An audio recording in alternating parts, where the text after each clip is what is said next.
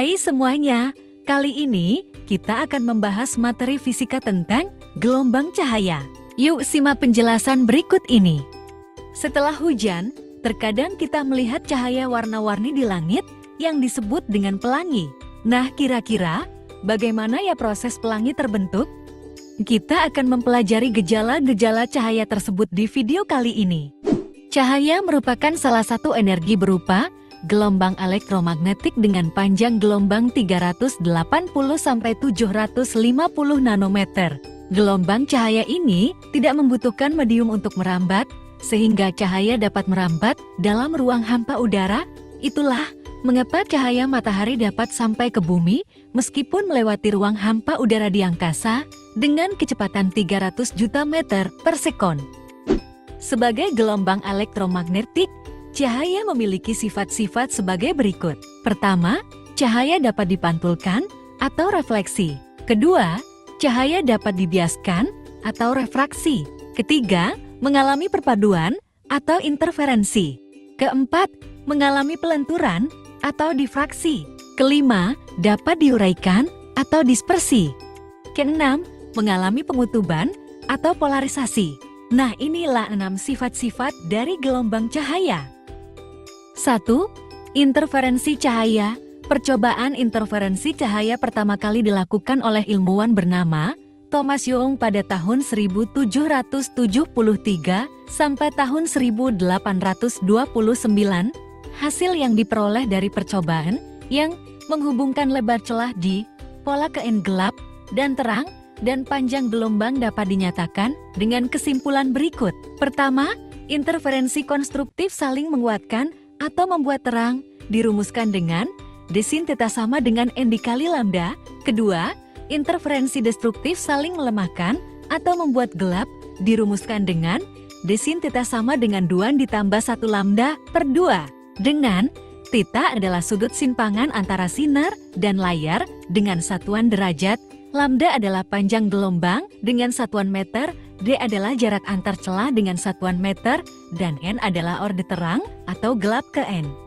2. Difraksi merupakan efek pembelokan atau penyebaran arah muka gelombang yang terjadi saat gelombang menemui sebuah ujung penghalang ataupun celah sempit. Contohnya, fenomena awan di mana cahaya menyebar melalui sela-sela awan. Difraksi terbagi menjadi 2 yaitu difraksi celah tunggal dan kisi difraksi. Kisi adalah banyak celah yang sangat sempit dengan jarak antara celahnya dibuat sama untuk mendapatkan pola yang sama. Salah satu aplikasi difraksi kisi pada kisi adalah penentuan struktur kristal yang memiliki pola yang berulang. 3. Dispersi. Cahaya putih merupakan superposisi dari gelombang dengan panjang gelombang. Pada spektrum cahaya tampak, laju cahaya pada ruang hampa adalah sama untuk semua panjang gelombang.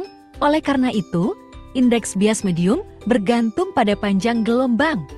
Ketergantungan laju gelombang dan indeks bias pada panjang gelombang ini dinamakan dengan dispersi. 4. Refleksi. Sifat ini dapat terjadi apabila cahaya jatuh pada permukaan yang dapat memantulkan cahaya seperti cermin. 5. Refraksi. Pembiasan cahaya merupakan peristiwa pembelokan cahaya saat merambat dari satu medium ke medium lain yang memiliki indeks bias berbeda. Pembiasan ini terjadi karena 2 medium yang dilewati cahaya memiliki kecepatan yang berbeda. 6. Polarisasi. Polarisasi adalah peristiwa penyerapan arah bidang getar dari suatu gelombang. Polarisasi hanya berlaku pada gelombang transversal saja, karena arah getarnya tegak lurus dengan arah rambatnya. Di bawah ini merupakan alat untuk menyerap arah getar gelombang cahaya yang disebut dengan polarisator. Cahaya yang dihasilkan oleh sinar matahari merupakan gelombang yang tidak terpolarisasi karena gelombang cahaya mempunyai banyak kemungkinan arah getar.